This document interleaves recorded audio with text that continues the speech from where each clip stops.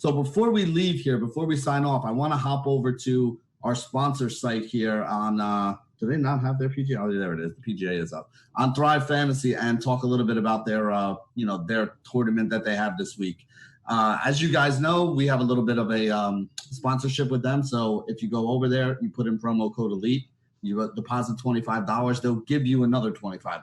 So this tournament is $25 to enter. It has been overlaying lately. So you go in there, you put your $25 in, you put promo code ELITE. Your $25 buys you one entry. The free $25 they get you for using our promo code buys you a second entry. And then you can go and try to beat Paulie, who seems to win this thing all the goddamn time. But I don't think you won it last week, right?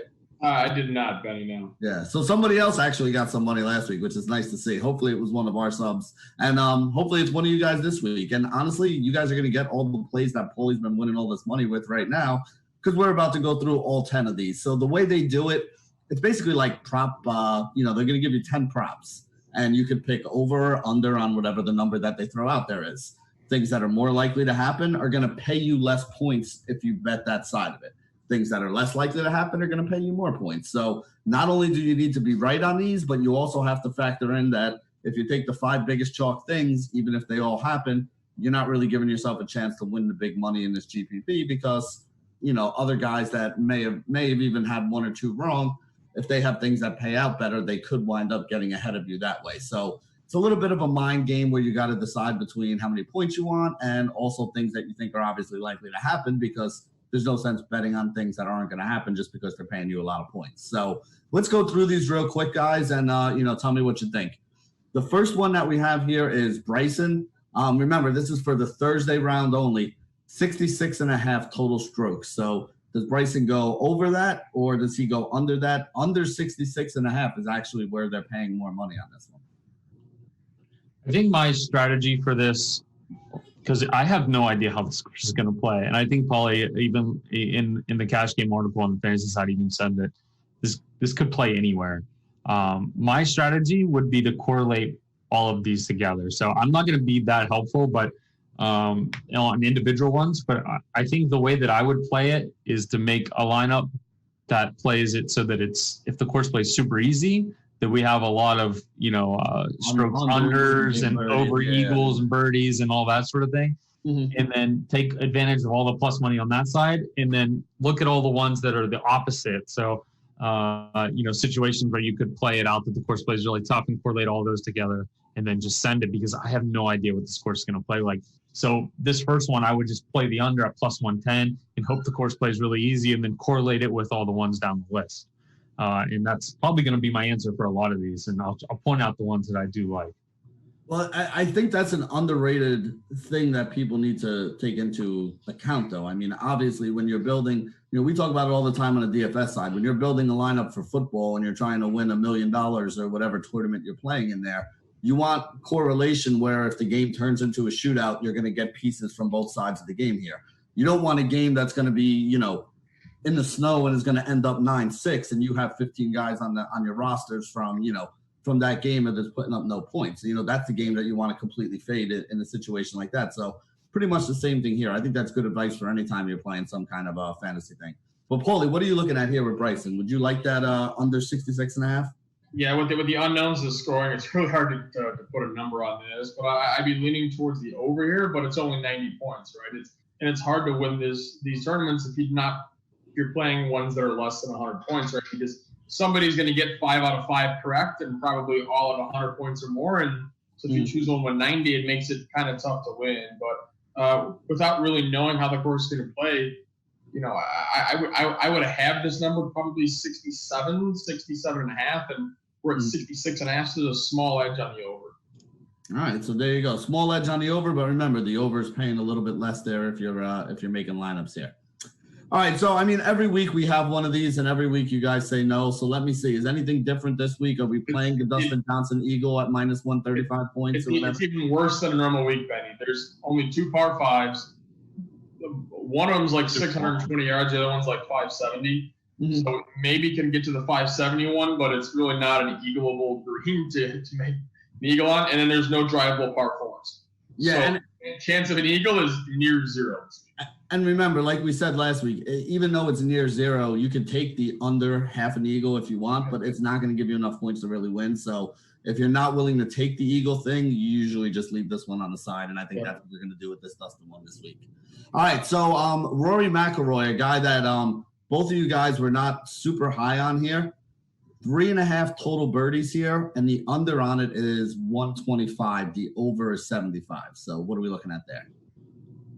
Yeah, Rory still makes a lot of birdies, and that's sort of the thing with him is he also makes a lot of bogeys and big numbers, and that's sort of where his problems are running up against each other. But again, with the correlations, this is the one I would play under and hope the course plays really hard, because I don't think it's going to play that hard, and I think it's probably even cheap for under 3.5. But if it were to play really hard for some reason, or he would really struggle, this is going to be in my hard course lineup for sure. Paulie, for you? This is one I'm going to probably stay away from. The chance of him getting less than 3.5 birdies is very small, in my opinion, on any golf course. And then getting 75 for the over really isn't worth it. All right, so next one we have is Patrick Reed, 11.5 pars on here. Is this a course where guys are going to be hitting a lot of birdies and bogeys, or is this a course where he can go around and have 14 pars? I think this is a good one to take over here, but it's one of those as well. It's like, since they're both 100, if you're going to make multiple lineups, let's say you're going to toss 6 lineups in, I don't mind going 3 on either side. And not to say you're donating your lineups at that point, but you're raising your ceiling of your top lineup, right? If I say, hey, 6 lineups, 3 on each, well, you're guaranteed to have 3 lineups with at least 1 correct. You only got to hit 4 out of 4 then. And if you hit 5 out of 5 for some reason, got news to you. You're probably going to finish top 3 and have a good chance of shipping the whole entire GPP. Yep. So there you go. The one thing that I think people really need to understand is knowing the numbers and knowing which sides of these things are more likely is important, but also just knowing how to play, like these guys are talking about here. Knowing how to set yourself up with a winning lineup that has the potential to take everything down, because you'll see a lot of lineups out there where people are going to take a whole bunch of these like 60 and 75 point things where even if they go 4 out of 4, or even if they do have 5 out of 5, there's going to be somebody who has more than them because they took a couple bigger chances. So don't be the guy that plays all the chalk. You can play all the chalk if you're sports betting it, but if you're trying to win a GPP style tournament like this, playing all the chalk is never going to be the right way to go and get it there, especially when there's only 2 options, because every one of these is going to have a winner or a loser, an over or an under. And, if you're taking all the small ones, just automatically you're giving yourself the worst chance to win because somebody else is going to have one of those that pays a little better, at least one of them there. So keep that in mind when you're building those lineups. Colin Morikawa, over or under 2.5 birdies. I'm sorry, over or under 2.5 bogeys. Very different here. Over 115 points, under is 85 points. What are you guys looking at? Yeah, I put the over in my hard course lineup. So I think with the 115, you're getting plus money. There's not a lot of opportunities as I've gone through it on like a hard course lineup to get a lot of plus money. So that's the only reason I'm taking this size, because it's plus money and there's not a lot of, sort of hard course setup opportunities on that side of it. Paulie? Yeah, for him, I'd have this number between like 2 and 2.5. So now that we know we're getting, plus 115 on it, I'd be leaning towards taking the over there, especially on a hard course lineup. All right, fair enough. Tiger Woods, 4.5 Eagles plus birdies here. For me here, I'd be going under here, but I'm probably just going to fade it because it's only 95 points. Tiger has been making a lot of birdies lately. He's actually just been kind of more flatlining in terms of like he shoots well. It's mostly because he just eliminates bogeys. So for him to get 5 birdies in this course means he's probably going to have to shoot 4 under or better. And I just don't see that happening, especially with all the unknowns we have so far this week. Frank? Yeah, I like the under as well. I know it's only 95, but this would definitely be in the hard course lineup as well for me. All right, so there we go. Tony Finau, 12.5 pars plus bogeys. So basically we're saying, 5.5 birdies, more than 5.5 birdies he needs. So what are you guys thinking about Tony Finau? Over 12.5 pars and bogeys pays 85. Under that pays 115. So can he get 6 Eagles and birdies, 6 Eagles / birdies this week or not? I think he goes over the pars and bogeys here because it's going to be hard to make 6 birdies in this golf course. I mean, it's not like they're going to be hitting wedges and every green. He's going to be hitting a lot of mid-irons, and only 2 par 5s. So and no drivable par 4s. So that's going to make it kind of tough there. But at the same time, it's like it's only 85 points to take you over. Do I really want that in my lineup because it limits your upside, right? Yep. All right. So probably not one that Paulie's going to be playing there unless he has to. Frank, same for you, pretty much. Yeah, I mean, you could put this in the easy course lineup. You could toggle on and off this one with the Patrick Reed 11.5 bars with the 100. So I lean towards taking that one over this one. If you can take, you could put Patrick Reed's, plus or minus in either tournament or on either lineup, depending on which one you want. You think, of course, going to play easy, take the unders, and of course, going to play hard, take the over. And I think that puts you in a good spot. But this one is, you could use it if you think it's going to be a really easy course, or if we find out that the course is going to play really easy on like a Wednesday night or something. But with like Paulie, that's a lot of birdies to get. And if it was like 130, I would be more inclined to play it, but 115 doesn't feel like enough. But, if you want to diversify, this might be an area to do it. All right, so let's move on to the next one. Speaking of guys that you would probably only take this on if you're building the easy course lineup, Webb Simpson 65.5, which is a low number, but the under is giving you 130. The over on this, which is the more likely thing, obviously, is only paying you 70. Paulie, I see you shaking your head, so let me go to you first. What do you got to say here? Yeah, 65.5 is just way, way, way too low of a number here. Like I said, number should be like 67.5, 68 for most of these guys for like the true over-unders. So to be like 2.5 shots lower than that is just, you'd have to be paying me 170, 180 before I would even look at it. All right, so and then again, you're probably not taking the other side of it where you're only getting 70 points, though, right? Not enough to win it. All right, so another one that Paulie's going to be staying away from. Frank, same thing for you, or do you think Webb can go super, super low here? Yeah, it's tough because Webb isn't the best starter. Like he kind of gets better as the week goes on. It seems like in a lot of these tournaments, that's a little subjective, but I just remember so many like come from behind stuff for him on like Friday, Saturday nights, where he puts together a good round. 65.5 is a really low number in any tournament. That's hard to say that he would definitely do that. That being said, it's 130 points. I don't think it's a bad one if you're going to correlate them. You don't have to take this approach. This is just the approach I would take because I have no idea what the course. If the course plays 20 under, then maybe this number is about right. I don't know. It only being a par 70 is tough too because there's only 2 par 5s to score on, and like Paulie said, there's no like other drivable par 4s and things like that to sort of guarantee a birdie or guarantee at least a good look at birdie. Like if there's a 300-yard par 4 like we saw last week, Webb's probably, with how accurate it is, probably going to have a good look at birdie even if he lays up, right? This is wedge seems good.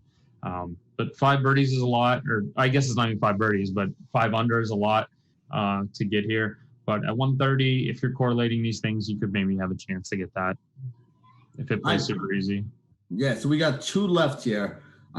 These are tough this week. I'm going to be honest with you guys. So the next one is John Rahm, 5.5 birdies. Now, obviously, that's a lot of birdies to ask for. The under is only paying us 75, though the over is paying us 125. So definitely being rewarded if you think Rahm can have a big round. But what is it, par 70? So, I mean, if he hits 5 birdies, you're looking at him shooting around the 65 too, probably, and throwing a bogey or 2 here or there. But, these are some very ambitious numbers. So what do you guys think about this Rahm? 5.5 birdies. Over is 125, under is 75. Yeah, they're starting to put you in situations where you like these numbers are feeling a little sharper this week, where they're putting you in situations where you might want to take some less than 100 spots. Like I'm really looking at that Tiger one now at 95. You start to look at some other ones that are paying out a little bit under 100 that maybe has a chance now because these over ones are getting a little tough, like with the 125s over 100 ones. So this is another one where if you think the course is going to play really easy, you could take the over. It's still just a big number, and 75 doesn't really make it worth it on the back end here. Paulie? Yeah, 5.5 is a lot of birdies to get to go over on here. This is one that's kind of a stay away from me here. All right, so last one here is our boy Schauffele. How do you say that? Say it again for me because I've screwed this up all day. Schauffele. Okay, I got this now. All right, so our boy Xander Schauffele, 67, which is the number that we've kind of talked about a couple times here, 67.5. Over is 110, under is 90. What are you guys looking at here? Yeah, I'd be going on the over on this one. I said most guys 7.5 to 68. We're getting plus money on 67.5, so I'd be going over. All right, Frank. Yeah, this is definitely one that you can split based on the lineup, you think, because like I said, some of these plus money ones, I say plus money, but over 100-point ones are kind of tough this week. There's not many that like I feel like you could take a lot of advantage of. So I think you can split this one based on the lineup. So you can probably split the Tiger one, split this one, split the Reed one as to whatever you think, if you're going to do hard course, easy course lineups, split those three and then pick out the other ones you like based on, birdies and bogeys and that sort of thing. All right, so there you go. Those are all 10 of the props that are being offered in the Thrive Fantasy PGA GPP this week. Remember, you go over to Thrive Fantasy, promo code ELITE when you sign up there. Put in $25. They'll match your $25 with another $25 deposit. And then you can actually take two for the price of one on the entries on this tournament over here and, give yourself a chance using all the information that these guys gave you for PGA.